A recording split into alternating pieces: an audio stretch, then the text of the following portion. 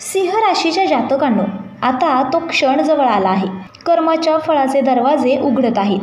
ही वेळ तुमच्यासाठी परीक्षेचीच नाही, तर पूर्वी केलेल्या प्रत्येक चांगल्या आणि वाईट कर्माचे उत्तर मिळवण्याचे आहे. हा काळ आहे आपल्या पूर्वसंचिताच्या आणि प्रारब्धाच्या कणाकणाचा हिशोब मांडण्याचा. पण प्रश्न एकच आहे की तुम्हाला मिळणारी फळे ही पुण्याची असतील की पापाची? काय ब्रह्मदेवाच्या नियतीनुसार तुम्ही देवांचे आशीर्वाद घेऊन यशाच्या शिखराकडे जाणार आहात, की पापाच्या छायेतून बाहेर पडण्यासाठी अजून संघर्ष करावा लागणार आहे? नंबर 1 आहे सिंह राशी आणि कर्मसिद्धांत. एक आध्यात्मिक दृष्टिकोन. सिंहाच्या अधिपत्याखालील सिंह राशी ही सौंदर्य, स्थैर्य, अर्थसंपत्ती आणि भोगाची प्रतीक आहे. पण हे फक्त वरचं आवरण आहे.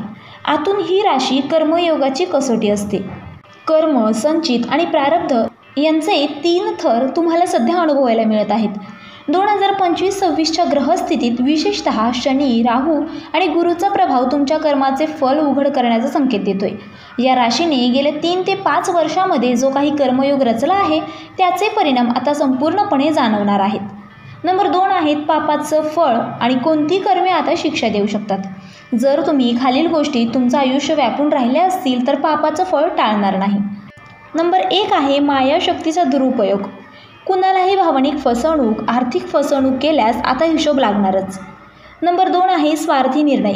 ज्यांनी नातेवाईकांना, मित्रांना फक्त उपयोगासाठी वापरलं त्यांचं खोटं साम्राज्य कोसळण्यास वेळ लागणार नाही.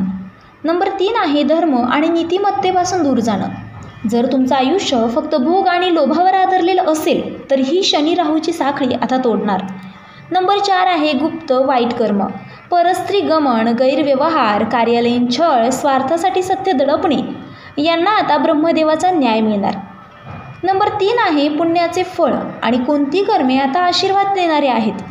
तर त्यातील आहे सेवा, दान आणि सत्य. ज्यांनी संकटातही इतरांना मदत केली त्यांना आता देवाचे अदृश्य कवच मिळेल.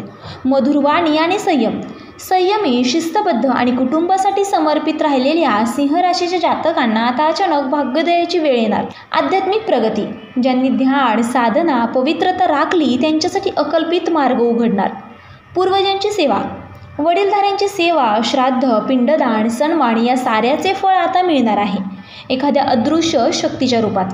नंबर 4 आहे 2025मध्ये कर्माचे फलदायी काळ कोणते? 20 जुलै 2025 ते 15 ऑगस्ट 2025 गुरुचा विशेष दृष्टिकोन आणि पापाचे कर्मफळ देऊ शकते. 28 सप्टेंबर 2025 नंतर पुण्यकर्मांना फळ मिळण्याचा काळ सुरू होईल. दशम स्थानावर राहूचा दृष्टिपात असल्यामुळे लोक कसे तुम्हाला पाहतात त्यावर परिणाम, आणि जर तुम्ही छुप्या पद्धतीने वाईट वागला असाल तर समाजात बदनामी नक्कीच. लाभस्थानात गुरु असल्यामुळे पुण्यकर्म केल्यास सामाजिक सन्मान, देवाकडून अनपेक्षित आशीर्वादही मिळेल. नंबर 5 आहे ब्रह्मदेवाचं नियोजन. प्रत्येक कर्माचं उत्तर असणार आहे. कोणताही कर्माचा अंश ब्रह्मदेव विसरत नाही. सांस्कृतिक, धार्मिक, भावनिक आणि सामाजिक स्तरावर तुम्ही जो व्यवहार करता तो कर्मवृत्त म्हणून ब्रह्मदेवाच्या लेखात नोंदवला जातो. 2025 हे वर्ष कर्मलेखाजोख्याचे आहे. तुम्हाला मिळणारे फळ हे तुमच्या कृतीवर, विचारांवर आणि मनाच्या शुद्धतेवर अवलंबून असेल. कर्मामागे भावना किती शुद्ध होती हे ठरवेल की ते पुण्यकर्म होतं की पापकर्म. नंबर 6 आहे कर्मशुद्धीचे उपाय. पापाचे फळ कमी आणि पुण्याचे फळ वाढवण्यासाठी काय कराल? त्यातील नंबर 1 आहे रोज प्रातःकाळी श्री विष्णू सहस्त्रनाम वाचा. नंबर 2 आहे शुक्रवारी गरीब महिलांना सौंदर्य सामग्री जसे की कुंकू, बांगड्या, साडी इत्यादी दान करा. नंबर 3 आहे गाईला रोज गुळ हरभऱ्याचे दाणे द्या. नंबर 4 आहे कर्मदोष निवारण्यासाठी 11 शनिवारी पिंपळ वृक्षाला जल अर्पण करा.